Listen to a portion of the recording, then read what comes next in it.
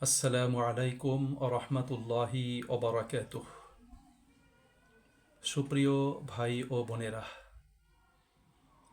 আশা করি সবাই ভালো আছেন, সুস্থ আছেন। সকলের সার্বিক কল্যাণ কামনা করছি। আশা করছি সবাই মাহে রমাদানে সিয়াম সাধনার পাশাপাশি বিভিন্ন আমল এবং ইবাদতে ব্যস্ত সময় অতিবাহিত করছেন এবং কল্যাণের পথে প্রত্যেকেই পারস্পরিক প্রতিযোগিতার ভিত্তিতে অগ্রগামী হওয়ার জন্য চেষ্টা করছেন। সম্মানিত ভাই ও বোনেরা, ইসলাম একটি পরিপূর্ণ জীবন ব্যবস্থা।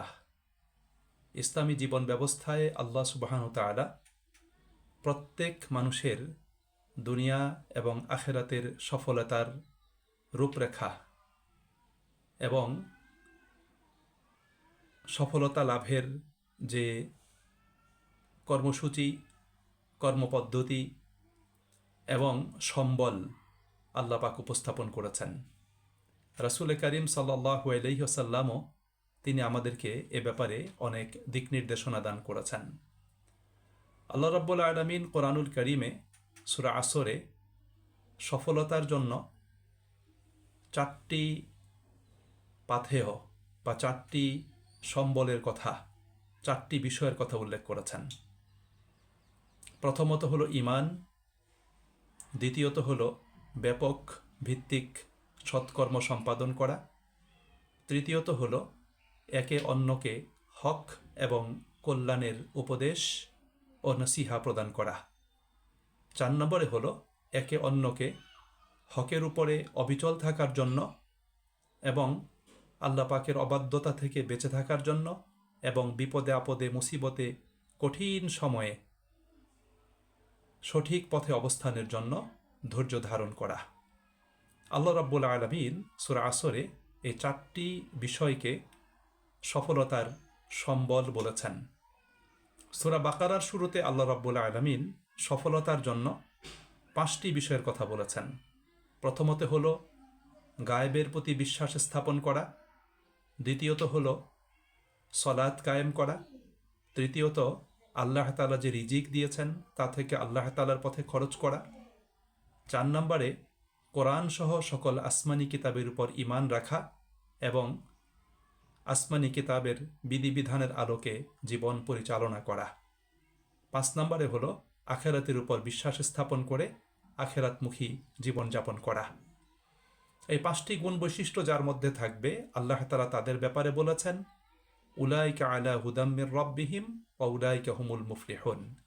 এরাই তাদের রবের পক্ষ থেকে হেদায়েতের উপর সুপ্রতিষ্ঠিত এবং এরাই হলো সফলকাম। আবার আল্লাহ রাব্বুল আলামিন সূরা লুকমানের শুরুতে সফলতার জন্য আল্লাহ সুবহানাহু ওয়া তাআলা 4টি বিষয়ের কথা বলেছেন। যেমন একজন মানুষকে সৎকর্মশীল হতে হবে, সৎকর্মশীল হওয়া, জীবনে ব্যাপক ভিত্তিক সৎকর্ম সম্পাদন করা, দ্বিতীয়ত হলো সলাত কায়েম করা, তৃতীয়ত হলো সম্পদের যাকাত প্রদান করা এবং চতুর্থ হলো আখিরাত দিবসের প্রতি দৃঢ় আস্থা এবং বিশ্বাস স্থাপন করা। আল্লাহ রাব্বুল আলামিন এই 4টি বৈশিষ্ট্য আলোচনা করে বলেছেন উলাইকা আলা হুদাম মির রাব্বিহিম ওয়া উলাইকা হুমুল মুফলিহুন। এরাই হলো তাদের রবের পক্ষ থেকে হেদায়েতের উপর সুপ্রতিষ্ঠিত এবং এরাই হলো সফলকাম। সুপ্রিয় ভাই এবং বন্ধুরা, বিভিন্ন ইসলামিক স্কলারগণ কোরআন এবং সুন্নাহর আলোকে সফলতার বিভিন্ন সম্বলের কথা বলেছেন। যেমন আল্লামা ইমাম হাসান আল বান্না রাহিমাহুল্লাহ তিনি মুসলিমদের সফলতা অর্জনের জন্য 4টি গুণের কথা বলেছেন। প্রথমত মজবুত ঈমান, অর্থাৎ প্রত্যেকের মজবুত ঈমান থাকতে হবে। দ্বিতীয়ত হলো ইসলামের প্রতি নিষ্ঠা এবং অবিচল আস্থা থাকতে হবে। 4 নম্বরে হলো অসীম সাহস, বীরত্ব এবং বাহাদুরি থাকতে হবে। 4 নম্বরে হলো তার জীবনের কর্মগুলো হতে হবে অবশ্যই সুন্দর, নির্মল এবং পরিচ্ছন্ন। তিনি নির্মল, সুন্দর এবং পরিচ্ছন্ন উত্তম আমল দিয়ে তার জীবনকে তিনি সাজাবেন, পরিপূর্ণ করবেন। আল্লামা সৈয়দ কুতুব রাহিমাহুল্লাহ তিনি সফলতার জন্য 3টি গুণের কথা বলেছেন। 1 নম্বর হলো সিফাহ সালাহের মতো প্রচণ্ড সাহসী হওয়া একজন মুমিন ব্যক্তিকে। দ্বিতীয়ত, তার ভিতর ফকিহের মতো জ্ঞান থাকা, অর্থাৎ দিনের গভীর জ্ঞান তাকে অর্জন করা। একজন মুমিনকে এতটুকু জ্ঞান অর্জন করা প্রয়োজন যতটুকু জ্ঞান থাকলে তিনি সকল বাতিলের মোকাবেলায় ইসলামের শ্রেষ্ঠত্ব প্রমাণ করার যোগ্যতা লাভ করতে পারেন। 3 নম্বরে হলো তাহাজ্জুদ গুজারের অশ্রু, অর্থাৎ শেষ রাতে, রাতের শেষ প্রহরে ঘুম থেকে জেগে জায়নামাজে দাঁড়িয়ে আল্লাহ পাকের উদ্দেশ্যে সলাৎ কায়েম করা, কিয়ামুল লাইল করা এবং আল্লাহ পাকের ভয়ে তার ভালোবাসার নিমিত্তে চোখের অশ্রু বিসর্জন দেয়া। এই 3টি গুণকে তিনি মুমিনদের সফলতার গুণ বলেছেন। আল্লামা সৈয়দ আবুল আলা মওদুদি রাহিমাহুল্লাহ তিনি সফলতার জন্য 4টি গুণের কথা বলেছেন।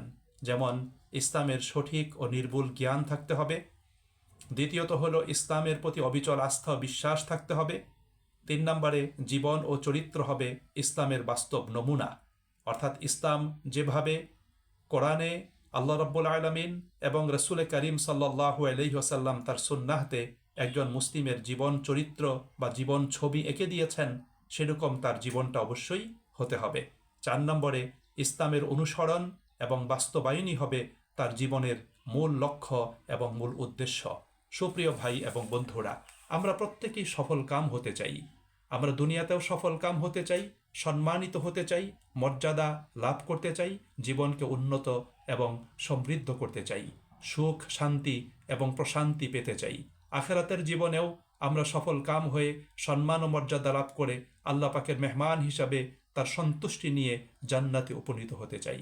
সুপ্রিয় ভাই এবং বন্ধুরা, এজন্য আমাদের প্রত্যেকের উচিত হবে কোরআনে আল্লাহ সুবহানাহু ওয়া তাআলা বর্ণিত এই উত্তম বৈশিষ্ট্য এবং পাথেয়গুলো অর্জন করে জীবনকে সাফল্যমণ্ডিত করার জন্য চেষ্টা করা।